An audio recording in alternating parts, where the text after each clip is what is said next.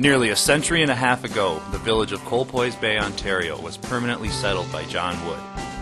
John's daughter, Sarah, married Henry Colflesh in 1920. The Colflesh house began its life under the shadows of a dark cloud. It was built in 1884 by John Wood for Thomas Galbraith. Thomas Galbraith was said to be the wealthiest man in Colpoys Bay in 1882. A member of the Colflesh family has resided in that house ever since.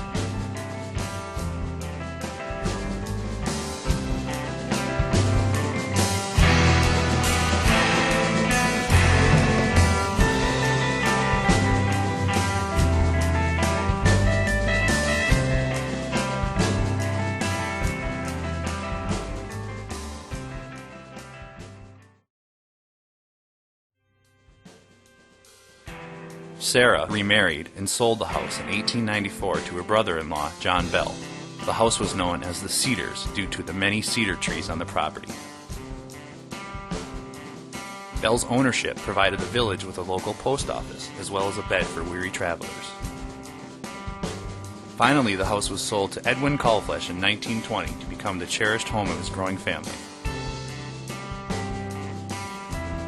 Today, the house is named the Four Maples because one tree is planted by each of Marjorie's four sons.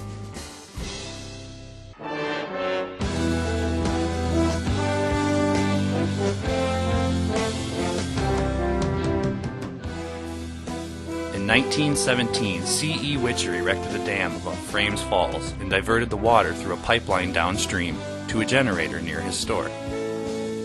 This is the only electric in Colpoys Bay Village until public hydro was installed in 1936. The creek at the bottom of the falls, Colpoys Creek, was the source of power for at least 3 gristmills throughout the history of the village. Witcher's Mill was, in fact, the largest and last in a long line of shoreside sawmills in Colpoys Bay. In general, mills were vital to the everyday life and the advancement of the village. Sawmills were the endpoint for the vast amounts of timber taken off the Bruce Peninsula in the early days. And gristmills provided the residents with flour for bread making. The old sawmilling business could be quite profitable, but it was also very competitive and risky. The largest non-profit economic threat of running a mill was the danger of fire.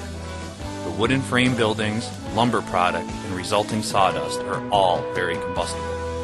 The steam engines powering the mills were also a potential source of flames, as were the gas lamps, and later, early electrical lamps that provided light.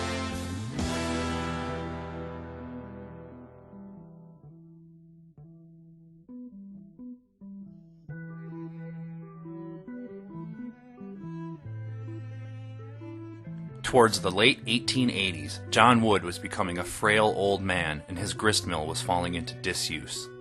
The mill remained intact for 30 years, then burned to the ground on April 27, 1890, possibly the result of arson. Today, the only surviving piece of Wood's gristmill is the sizable stone that was once used to grind wheat into flour.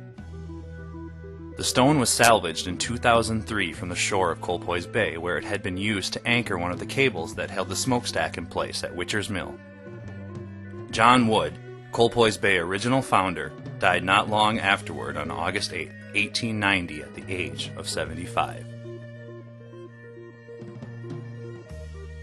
No trace of the mill remains today along the west bank of Colpoys Creek. But what remains under the rippling blue water? As the water level dropped, part of Colpoys Bay's history was once again able to see the light of day and feel the touch of the wind. The foundation of the original Colflesh dock now breaks clear of the bay's surface, pointing the way to the eerily proud tower of the distant barge. The barge in the foreground exposes its twisted metal, loose chains, and broken wood to display the cross beams and bulkheads of a one-time workhorse still performing its final task. Breaking the waves of the bay despite 35 years of harsh whitecaps and ravaging ice floes. Scant physical evidence remains of the early life in Colpoys Bay.